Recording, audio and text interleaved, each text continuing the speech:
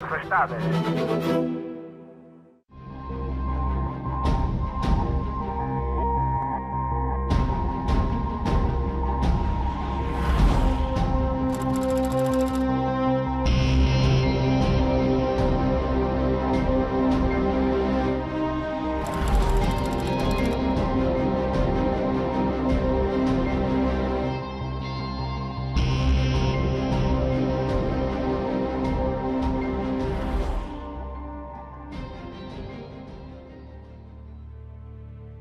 Estava no alto das covas e ouvia as velhinhas que foram esmagadas por um edifício que naquele instante se abateu e não conseguimos fazer nada. Os gritos dessas três senhoras ainda hoje em dia me perseguem. Fui quando eles esticaram a pedra bem fora e apanhou-nos os dois. Ninguém nos deixava ver nada, mas depois foi-nos dito foi aquilo que estava dentro do sonho. Estávamos em plena época natalícia e o que tinha ficado também nos vidros das casas que tinham abatido eram os enfeites de Natal. Portanto, era muito chocante pelo que representava, pelo que significava. Tinha abatido tudo, uma imensidade de encosta, de rochas e de tufo que abateu até o mar e nunca mais se soube nada deles. Era triste, a gente chorava, assim, uma criança pequena. O terremoto de 1 de janeiro de 1980 foi a prova de fogo da nossa autonomia democrática. 1 de janeiro, dia de sol, almoços, daqueles almoços à maneira da terceira, passear na rua, não ficar em casa, só levou muita gente. Se fosse à noite, seriam 4.000 mortos. Eram mais de 60 pessoas. E eu estive na morgue, onde os cadáveres estavam no chão, a seguir uns aos outros. E os familiares, coitados, circunstâncias tão dramáticas, penalizadíssimos. Por ver se meus pais como é que estavam, e quando cheguei... A palavra de ordem é esta: é enxugar as lágrimas e arregaçar as mangas.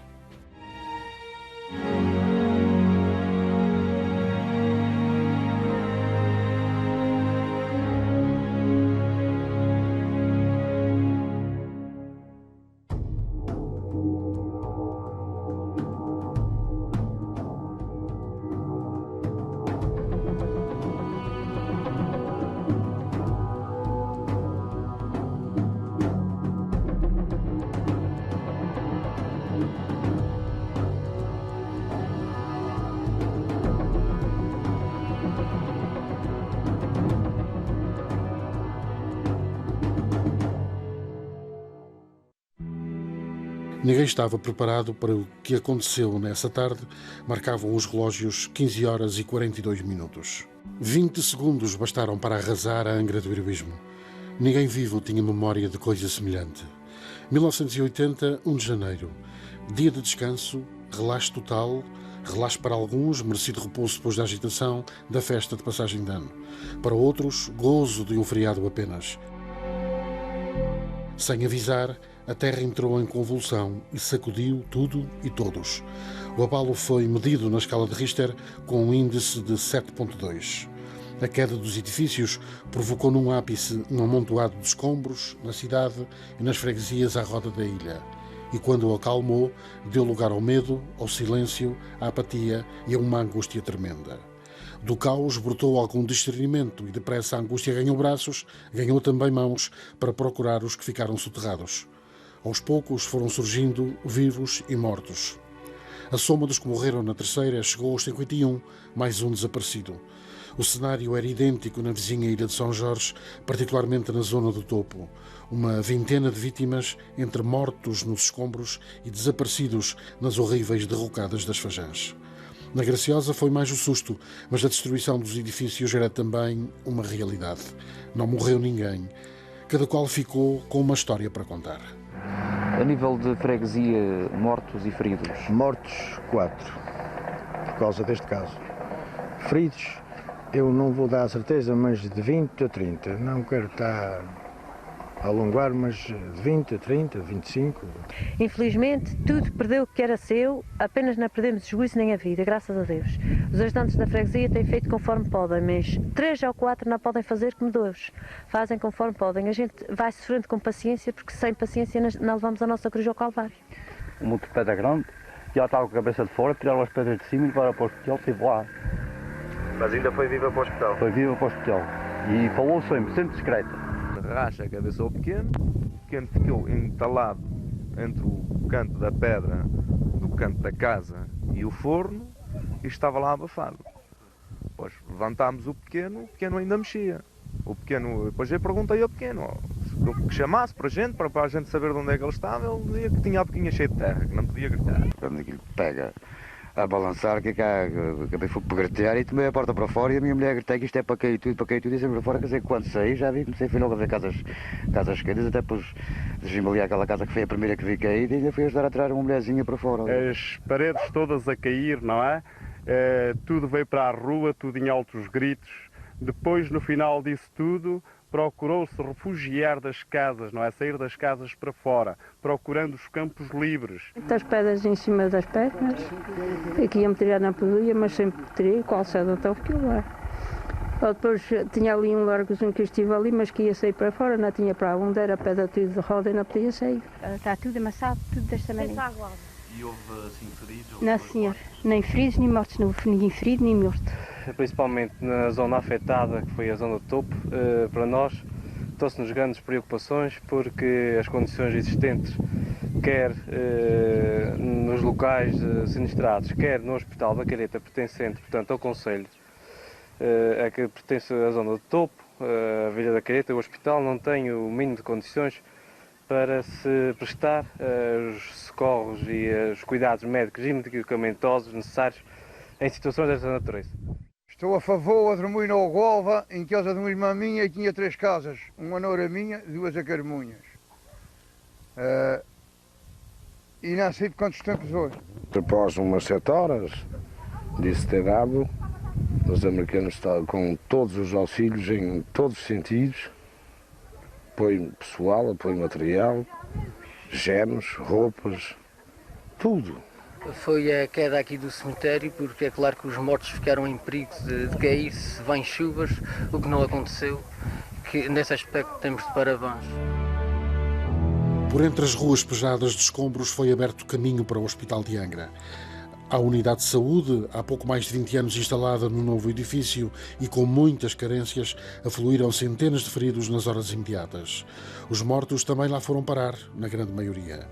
O médico Pereira e Silva era o diretor regional de saúde em 1980 e a caminho dos 40 anos e foram nomeado há cerca de 3 meses no cargo. Recorda este dia fatídico e a angústia para minimizar o caos. Tinha ido para lá em outubro e pronto, isto foi no dia 1 de janeiro de 80.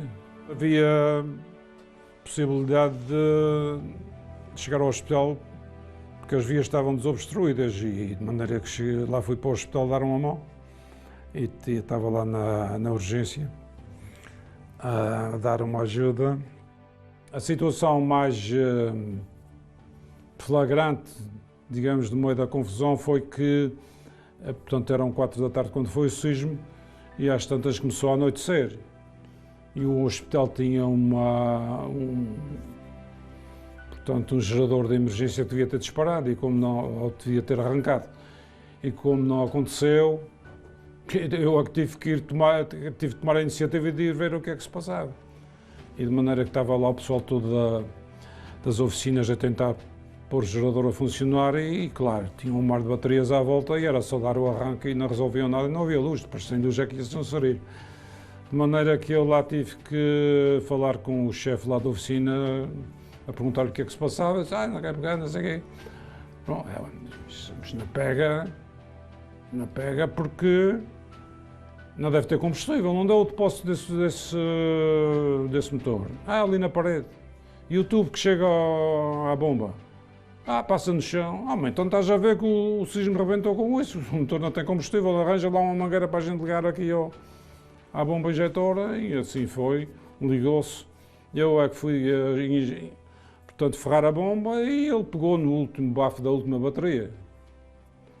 E depois, em termos de energia, os americanos cederam geradores, mas não eram compatíveis com a rede portuguesa. Portanto, havia um acerto, depois era preciso tirar combustível dos depósitos aí.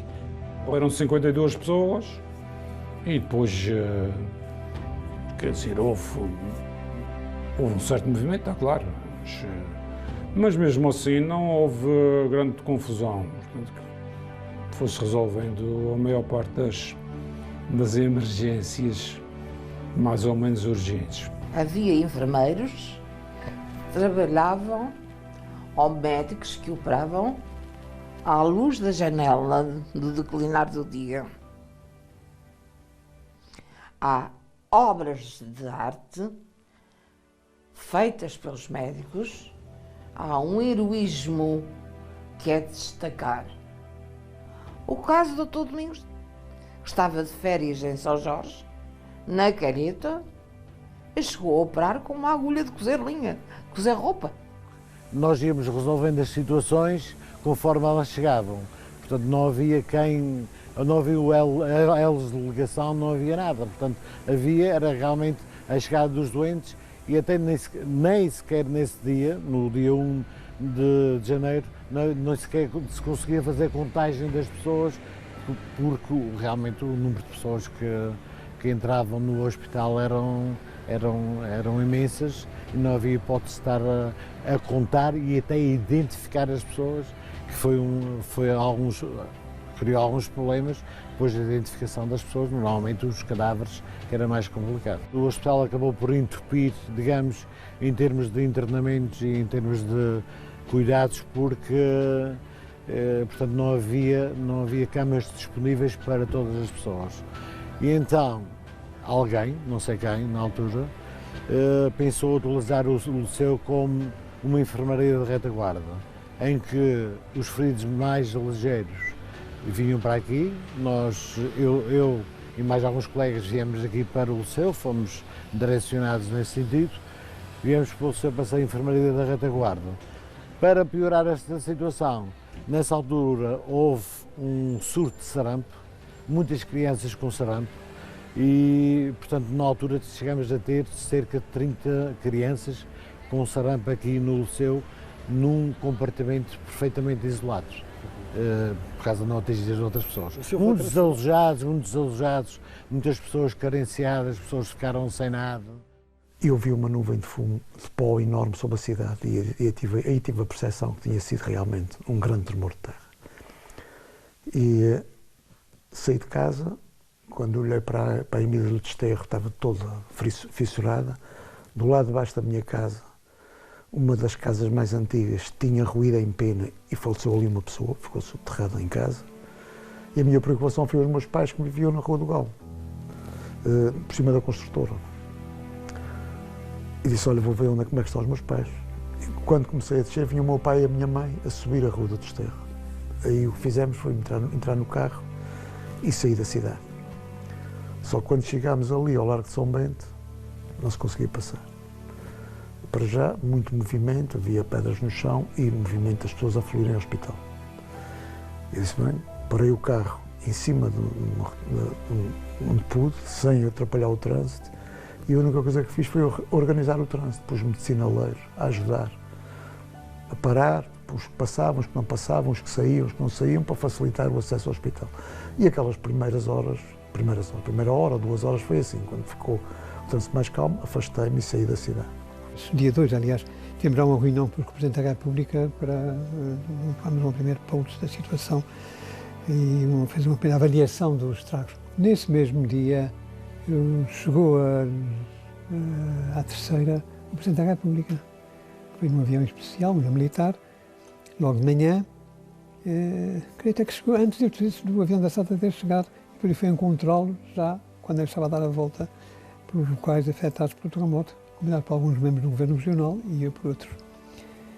E depois, ao começo da tarde, fomos a Graciosa e a São Jorge, para também lá termos um helicóptero, para então termos uma ideia do que é que se tinha passado. E, tanto num caso como no outro, o fenómeno é igual. tantas casas caídas no chão, as pessoas assustadíssimas. No dia 4 reunimos lá o Governo Regional para tirarmos as medidas necessárias para a tarefa seguinte, que era a tarefa da reconstrução. E isto para mim ficou claro, não podíamos ficar de braços cruzados, não podíamos ficar a chorar os que tinham morrido e o desastre que nos tinha caído em cima. Tínhamos que assumir essa realidade e apresentar quanto antes soluções. A ordem é esta, é enxugar as lágrimas e arregaçar as mangas. Só a ser por isso de pé. E arrumar logo uma teoria perfeitamente disparatada que tinha sido na altura, que era aproveitar a circunstância de Angra estar destruída para fazer uma cidade nova. Existiu. E foi um disparate. Aliás, não teve qualquer curso legal, digamos, essa teoria. A teoria, o que se impunha, assim, era erguer das cinzas, uma fênix, a linda cidade de Angra do Heroísmo. Foi assumido desde a primeira hora e decidido na primeira reunião, ainda no dia 1 de janeiro, no quartel da PSP em Angra, depois transformado em quartel-general de operações, que as ruas da cidade deveriam ser limpas de imediato para que pessoas e veículos pudessem circular. Dessa tarefa foi incumbida a Delegação de Obras Públicas, na qual exercia como técnico o jovem engenheiro Rui Andrade. A tarefa não se revelava fácil, devido ao amontoado de escombros e à escassez de meios. O pior, lembra Rui Andrade, era a falta de locais para vazar entulho. Eu lembrei-me e sugeri que uma maneira de consolidar aquilo e de pôr o entulho era fazer um talude. Então era perto, as caminhonetes carregavam, rapidamente vazavam ali, e foi o que se fez. Começou-se, neste momento, aquele talude, ao longo do campo de jogos, em São Gonçalo, onde está a piscina e o pavilhão municipal, tem um talude. Aquele talude é com o entulho da cidade, das casas da Rua dos Verdes e da Rua de Jesus, está ali todo. Mesmo assim não chegou. Também se sugeriu, aí já não fui eu, mas os outros técnicos, prolongar a Tenente Carlos Agostinho até os Portões de São Pedro, e também foi com o entulho da cidade.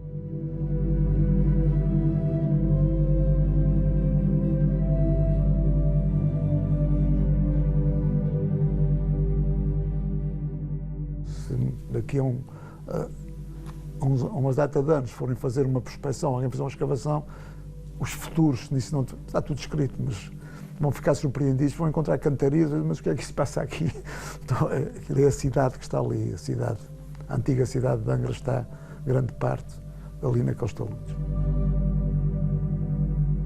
Cada um tem a sua história, umas mais dramáticas do que outras. O terremoto foi tão marcante que, 40 anos depois, a memória dele e das consequências está bem fresca. Nas 5 Ribeiras, a oeste da Terceira, Maria de Lourdes Ferreira, com 51 anos atualmente, vive atrás da igreja. Recorda o tio José Belmiro Cardoso, que era sacristão e faleceu na derrocada da torre da igreja. Eu dou por mim, olho para trás, só vejo a senhora a fazer isto assim e caí tudo, era só pó, só. Mas naquela hora ninguém se lembrou do meu tio. Pelo menos eu, a cabeça não me deu. E o tio José que estava na ceneira. Lá viemos outra vez todos de volta para baixo e então até houve pessoas que comentaram que se pareciam com a minha avó, a mãe da minha mãe, que tinha ficado malucunha, porque ela, coitadinha, andava já no caminho para trás e para a frente. Porque pronto, claro que ela caiu logo em si por causa do filho. O senhor José Belmiro Martins Cardoso esperava o nosso regresso quando se deu a grande tragédia. A sineira e a frente da igreja ruíram por completo e ele não teve hipótese de se escapar. Morreu entre os escombros. Morreu, como depois o encontramos no dia seguinte, debaixo do sino grande da sineira. João de Brito Ferreira ia completar 29 anos e vivia na Rua da Pereira, em Angra do Heroísmo. Tinha um filho e a mulher estava grávida de 9 meses para um segundo filho. Fazia 9 meses logo no dia 6, não ia sair de casa nem nada. De maneira que estamos ali a conversar e de um momento para o outro que começou tudo a abanar e um medo faz coisas que a gente não imagina. Por sinal, a porta que dava para a rua era uma porta que estava fechada já há mais de um mês, talvez não conseguia abrir, porque a umidade estava inchada e não conseguia abrir. A porta abriu-se logo, largámos para a rua e viemos mesmo para a rua, para o pátio de entrada, e depois viemos para o meio da rua, os dois, e foi aí que da casa de fronte saiu uma pedra da cimalha, aquelas pedras, portanto, pedras presas, onde tinha um fio da eletricidade presa com um gancho, aquela pedra grande, não faço peso, não faço ideia do peso que tinha, e foi aquela pedra que foi puxada pela casa da minha vizinha do lado de baixo, que nos apanhou. Portanto, a pedra, o fio, quando eu estiquei, a pedra veio fora e apanhou-nos os dois.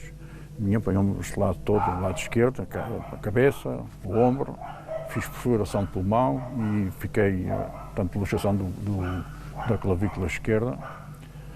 Não me lembro de mais nada, fiquei, perdi os sentidos e só acordei no hospital.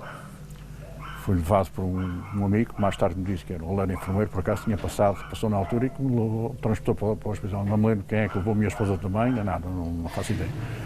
E depois está no banco de urgências, que era uma confusão de todos os tamanhos. A primeira pessoa que eu reconheci foi o Dr. Mário Lima, ela está, e uma enfermeira, a Luísa Teves. As primeiras pessoas que ela até disse, olha o João aqui, limpou-me a vista, que eu não conseguia ver nada, limpou e reconheci as duas pessoas, e ali a pouco passou uma maca junto a mim com a minha esposa. Ainda falámos um com o outro, damos a mão e tudo, e depois nunca mais. E só vinha saber depois, mais tarde, fui para a enfermaria, mais tarde, só ao fim de 8 dias, provavelmente, que só vinha saber que ela tinha falecido e que não tinha suportado, não tinha conseguido safar-se devido ao estado em que estava também, e que a pancada foi muito grande, e que, segundo creio que foi a pedra com o ferro que lhe espetou no rim, ou que foi, por aquilo que me foi dito mais tarde, não consegui resistir. Nos Biscoitos, Alfredo Betancourt, atualmente com 67 anos, mira o terreno onde outrora existiu a casa dos pais. Hoje não há vestígios dela. Aqui faleceram na derrocada da habitação a mãe, Maria Rodrigues, então com 42 anos, e a irmã, Maria Rodrigues Betancourt, com 22 anos. Estavam 4 pessoas numa cozinha. Meu pai tinha 2 casas e estava a fazer uma placa no meio das duas, muito fresca, e tinham tirado os suportes com os pés direitos na véspera, salvo erro. Fugiram para a rua quando aquilo aconteceu.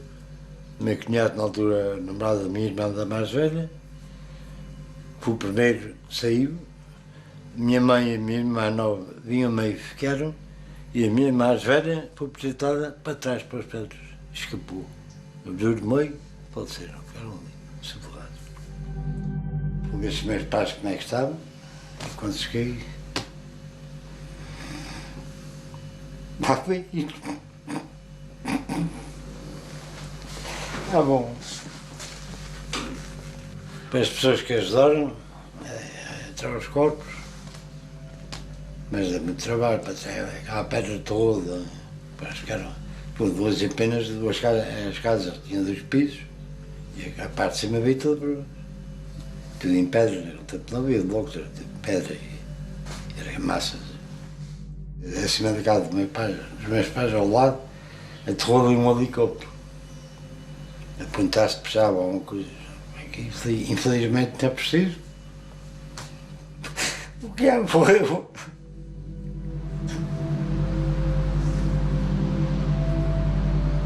António Enes vive na Ilha Terceira e de qualquer ponto da costa oeste da ilha avista a outra ilha vizinha de São Jorge. Nunca mais esqueceu a morte de 3 primos e um amigo destes na derrocada registada numa rocha no topo. Os adolescentes, estudantes, na altura em férias, tinham ido mudar umas cabras de um determinado local para outro, junto à rocha, na Vila do Topo. Era hábito anualmente eles porem numa rocha que se chamava na altura, e penso, não sei se ainda existe algum resto dessa rocha, que era a Rocha da Baleia. E eles foram lá todos felizes da vida, tinham almoçado, foram lá para pôr as cabrinhas e deu-se esse sismo mais ou menos por as 4 horas, creio eu, 4 horas da tarde. E pronto, foi um alarme, tentaram ir à procura deles, mas não conseguiram chegar a nada, aquilo tinha abatido tudo. Uma imensidade de encosta, de rochas e de tufo que abateu até o mar e nunca mais se soube nada deles. Os meus tios ficaram sem casa, a casa caiu totalmente e vieram para a nossa casa. Imagina o que é que não foi esse martírio, especialmente aquela primeira semana em que ainda para azar, pior, eles tiveram falsas esperanças, até um telefonema de propósito lá para casa a dar a notícia que eles tinham aparecido e que estavam recolhidos por uma fragata e eles todos entusiasmados para caminhar para as velas para esperar os filhos. Vocês imaginem a sensação que, para eles o que é que não foi. Olha, foi tanto que os meus tios, penso que aquilo contribuiu muito para o fim deles. Eles viveram ainda mais alguns anos, mas começaram com um desânimo tal que penso que foi a causa principal da morte deles. O Sr. João Enes era pai de 6 filhos, não é? 3 filhas e 3 filhos. Pois os 3 filhos foram que ficaram soterrados lá na rocha.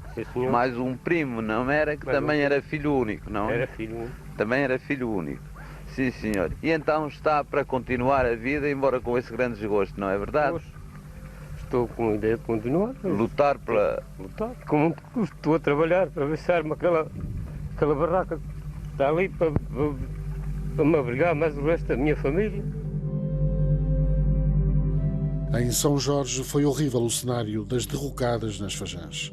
Logo nas primeiras horas começaram a surgir notícias de gente desaparecida nessas derrocadas. Pelo menos 8. A Força Aérea mobilizou helicópteros para procurá-los, mas sem sucesso. Na mesma ocasião, retirou sobreviventes das Fajãs, como Santo Cristo, Sanguinhal, Fajã Redonda ou até Fajã dos Cubras. Algumas nunca mais voltaram a ser habitadas.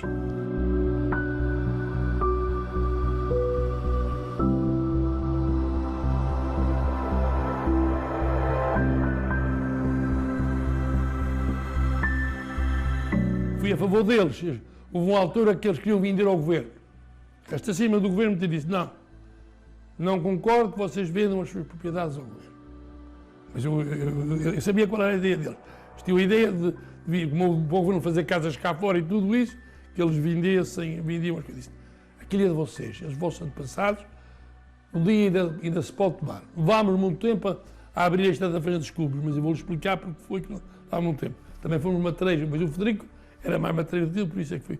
Ele era mais matreiro. Ele disse, tu abres a estrada e ainda te vão fugir lá para dentro.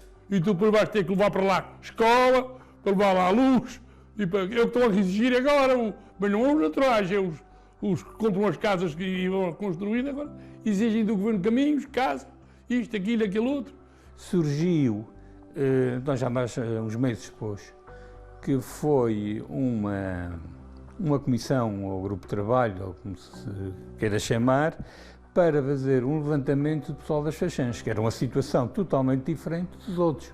Enquanto os outros tinham perdido as casas, mas estavam no sítio onde viviam, o pessoal de Caldeira, Fajã de Redonda, Sanguinhal, todas aquelas Fajãs tiveram que abandonar e foi na altura aconselhado a não voltarem a elas, e portanto era uma situação totalmente diferente. E sei que se fez isso, a concretização não foi bem igual às propostas do grupo de trabalho, mas são coisas que acontecem de qualquer maneira. O essencial... Sim, de qualquer maneira, todos eles ficaram melhores do que estavam. E já quando chegámos ao topo já tínhamos embarcado no helicóptero o general Ramalhianes, Presidente da República, o Bispo de Angra, o tal o Sr. Correia da Cunha, do Governo Regional, e outras entidades, o Marcelo, pessoas de entidades. E as pessoas, coitadinhos, estavam todos nas ribeiras, não estavam em casa, estavam encostadinhos às paredes, aquelas casas tinham caído, e eles estavam, era triste, a gente chorava, assim, uma criança pequena. Estavam ali encostados às paredes, à brigada do tempo, não tinham perdido os seus comer, mas estavam ali a encostar uns aos outros, a fazer calor. A gente olhava, quando chegámos ao topo, ficámos isolados, a gente olhava olhou ali para o Cruzol, as casas tinham enjoeirado, não havia casas. As casas, então o Cruzol tinha sido os mais atingidos mesmo. A gente só via as paredes todas deitadas na terra.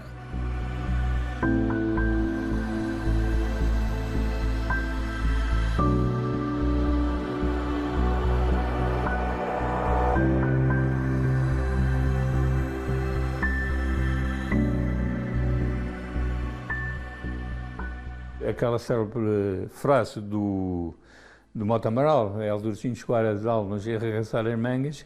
Isso começou com coisas, às vezes, eu lembro-me topo, de uma família que perdeu 3 filhos e que começou a construir uma barracas de madeira. Eu lembro-me de falarmos nisso com o Mota Amaral e se calhar agora para uma resposta rápida, o dar madeira a essa gente, a pô-las a trabalhar, a abrigarem-se, se calhar é importante. Havia 1.800 famílias sinistradas. Quando se acabou a reconstrução, em 5 anos depois, em 5 anos ficou tudo construído. Bom, bairros, tudo. Tudo. Não havia, a chavinha na mão. Ao fim de 5 anos estava tudo pronto.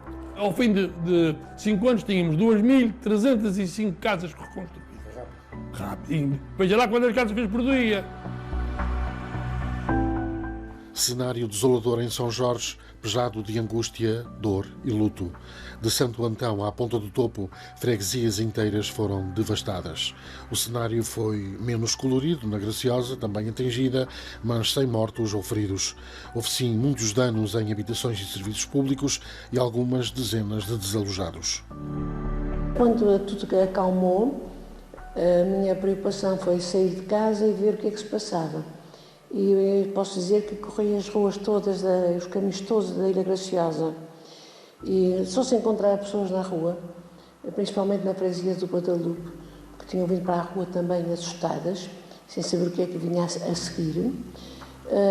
Havia casas destruídas, nomeadamente na zona das Almas, Tanque, algumas zonas da Ribeirinha, casas destruídas e outras muito arruinadas. Poucas casas ficaram sem ser danificadas. Mesmo aqui em Santa Cruz houve casas muito danificadas, que ficaram com fendas. E pronto, percorri a ilha e, graças a Deus, como se costuma dizer, não houve mortes, nem houve feridos. A Ribeirinha, fica ali mais para o lado de São Jorge, né? Com Marujos também, é que tinha acontecido de facto alguma coisa nas casas, aquelas não casas são com barro, é aquele género de casa frágil. E às tantas elas desmancharam-se algumas, mas aqui na praia precisamente nada aconteceu, praticamente nada aconteceu.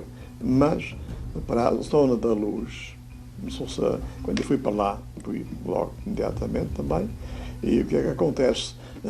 Desculpem, acontece que realmente as casas estavam já, enfim, ruídas um bocado, a igreja também deu uma voltinha um pouquinho mais, ou lá ficou meio torta também ali, né, nesse aspecto, e depois teve que ser restaurada durante 4 ou 5 anos ali, temos ali um bocado disso. Para a banda daqui, para a Vitória, também praticamente não, nem para a vila, a zona foi mais a Luz, virada também para a zona sul, para São Jorge, conjuntamente com a Ribeirinha também, o que tinha acontecido aqui. Houve uma onda de solidariedade entre as pessoas. Havia alguns que não podiam ficar nas suas casas. As casas não estavam em condições e ofereciam perigo. Outros tinham medo.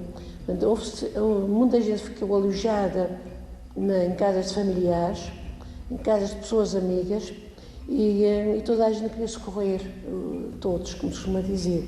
Eram todos por todos, não é? E cada um por todos. A preocupação foi recuperar as casas, para que as pessoas tivessem onde residir.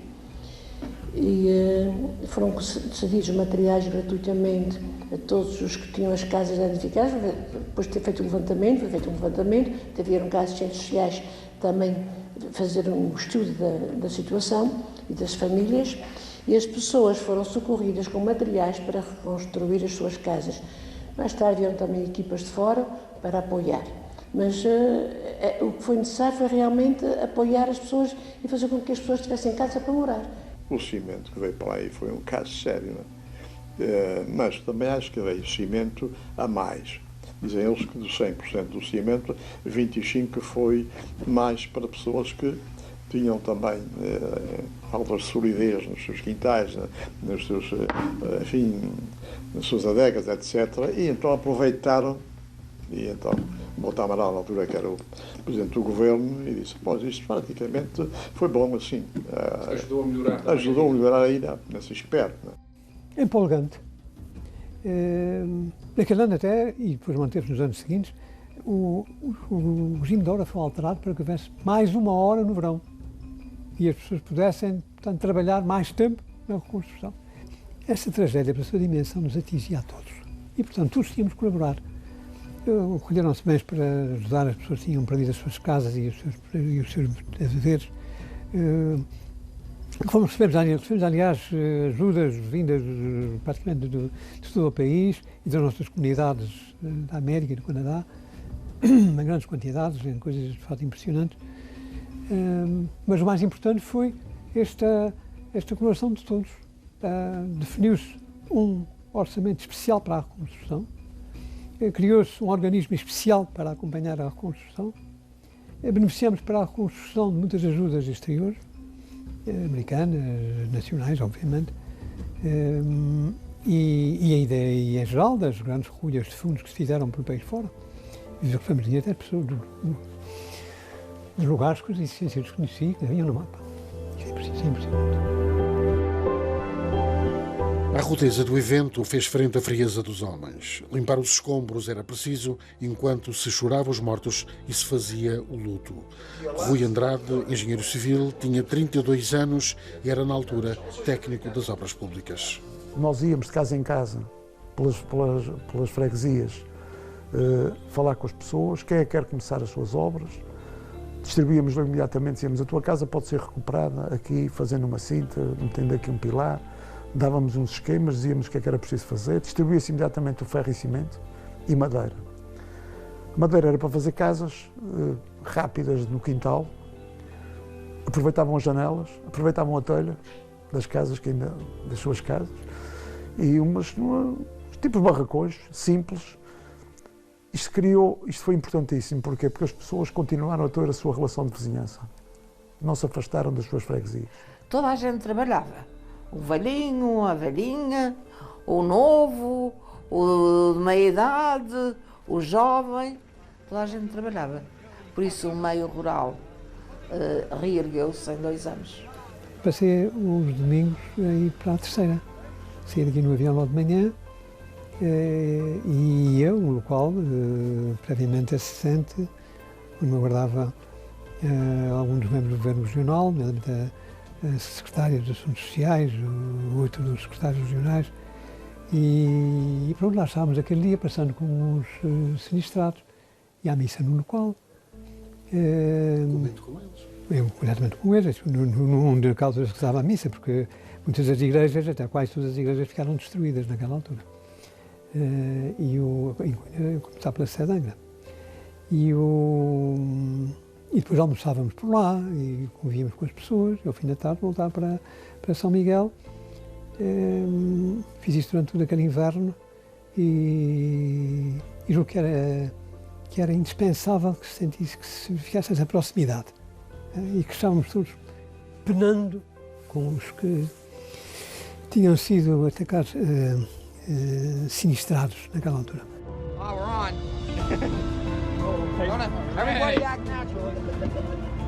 Na tarefa de auxílio às populações sinistradas, empenharam-se as forças militares e militarizadas.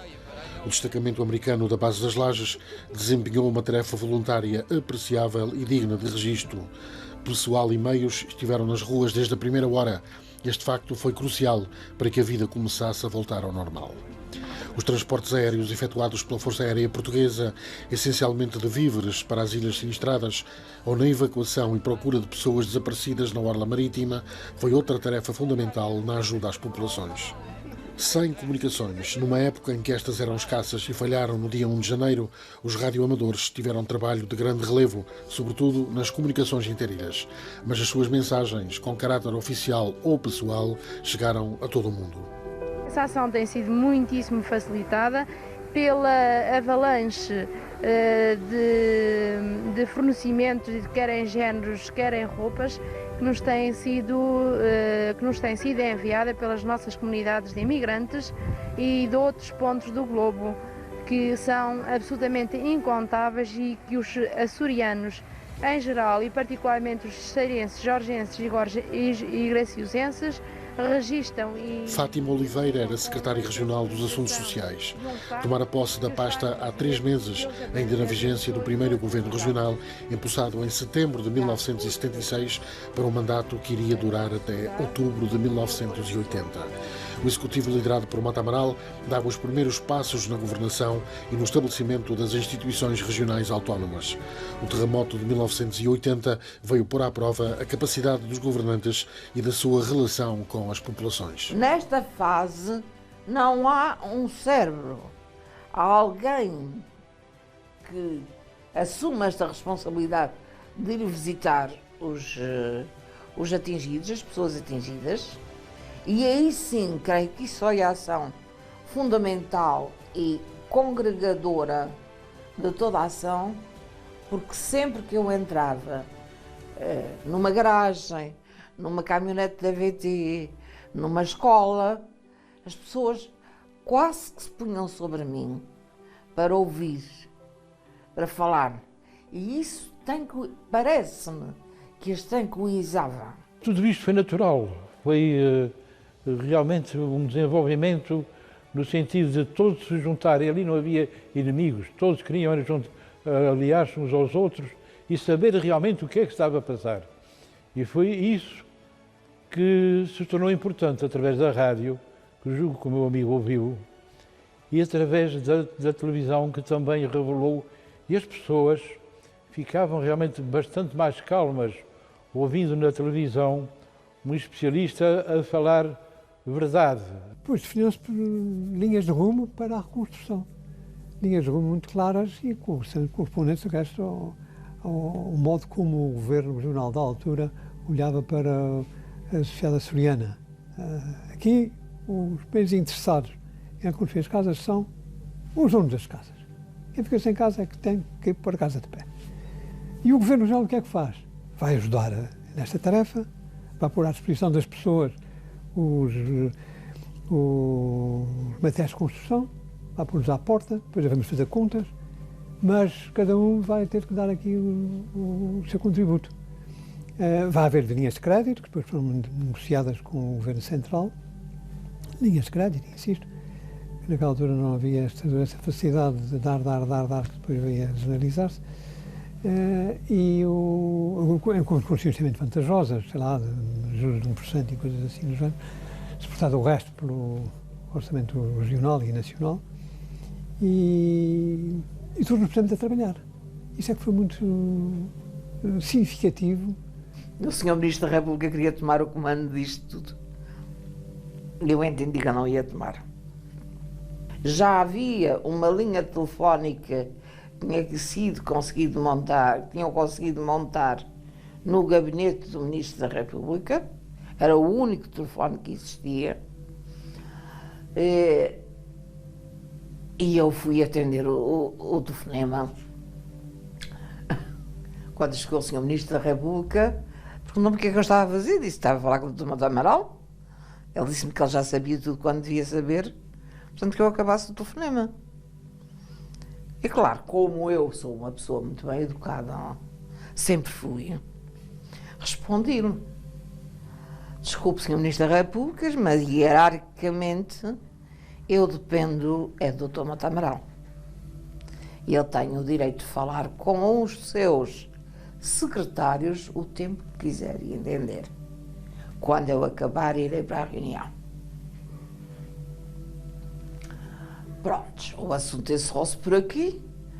Quando eu acabei de falar, fui para a reunião. Só que são os tais pormenores que as pessoas não conhecem. Só que às tantas olho para a sala e vejo o Sr. Ministro da República a presidir. E o Melo Alves e o Reis Leite sentados ao nível das forças militares e militarizadas. Eu encostei a porta muito devagarinho e encostei-me à porta. Mas aqueles espaços, eu tive que raciocinar em frações de segundo. Eu disse o quê? O governo regional tratado ao nível das forças militares e militarizadas, jamais comigo. E quando o Sr. Ministro da República indicou-me um lugar sente-se ali. Ora que nós tornámos depois grandes amigos.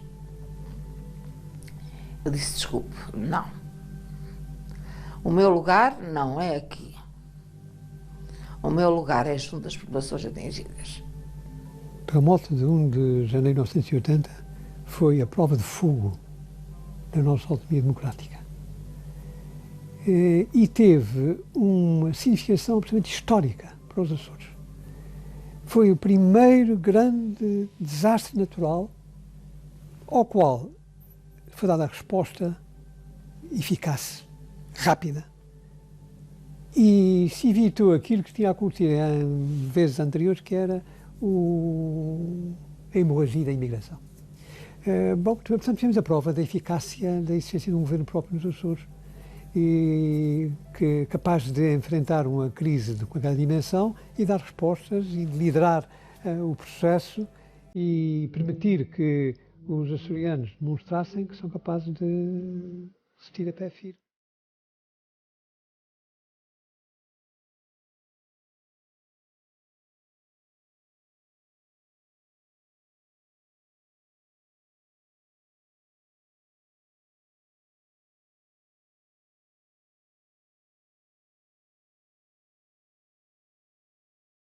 A recuperação do parque habitacional das 3 ilhas atingidas estava feita em 2 anos. Um decreto regional deu como pronta a reconstrução ao fim de 3 anos e a cidade de Angra era inscrita na lista do Património Mundial da Unesco. Igrejas e edifícios públicos estavam totalmente reconstruídos 10 anos depois. Tudo isto certifica que o Governo Regional passou com distinção a prova de fogo. Havia quem de fora vislumbrasse o falhanço das instituições regionais. Havia também, na altura, um Ministro da República de seu nome, Silva Horta, interventivo e tentado a tomar condução do processo, mas o Executivo do Mota Amaral reagiu e impôs-se. A autonomia, garantem fontes próximas do processo, esteve efetivamente sob um difícil teste de pressão e suspensa do êxito da reconstrução.